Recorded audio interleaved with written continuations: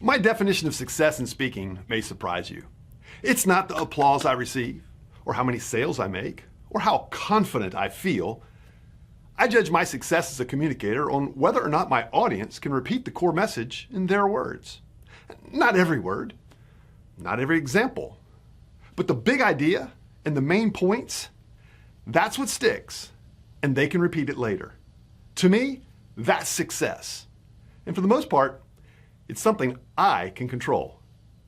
German sociologist Hermann Ebbinghaus conducted some really bad science back in the late 1800s to come to the conclusion that humans have an incredible capacity to forget. We forget a lot. His methods weren't very good, but his conclusion is spot on. Given the tendency to forget, and knowing how much distraction exists in our world today, how can we help our audiences remember our core message as a speaker?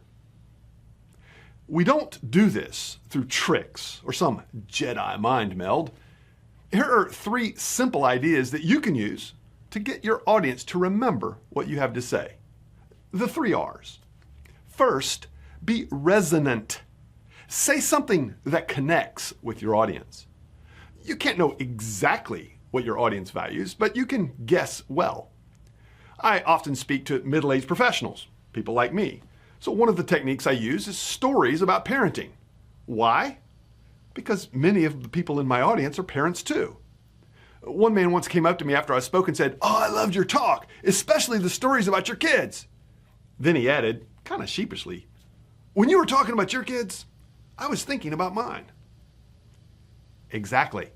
That's the point. When you say something that the audience relates to, they tune in. And when they tune in, they're more likely to remember.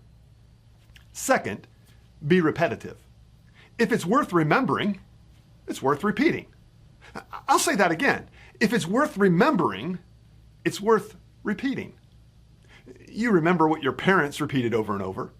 You memorized your multiplication tables by repetition. Great speakers know this and use it to their advantage. I watched a speaker online recently who said the same phrase, "You have 2 things to worry about." And he said that after every scenario. I've forgotten his specific stories, but that line stuck because he said it multiple times. Repetition is kind of how memory works. Use it on purpose as a speaker. The last method to be memorable is to be rare. What's unusual gets remembered. One day my son, as he was learning to drive, looked up and said, "Dad, is this the place?" He meant the place. Because years earlier at that very intersection, we watched a Prius get T-boned by a van right in front of us. The driver jumped out and then he chased his rolling car down a hill and it nearly hit a guy who was mowing the grass in the median. That had never happened to us before. It's never happened to us again. And my son remembered that event years later because it was rare. So if you want to be remembered, don't be like everyone else. Say something that stands out.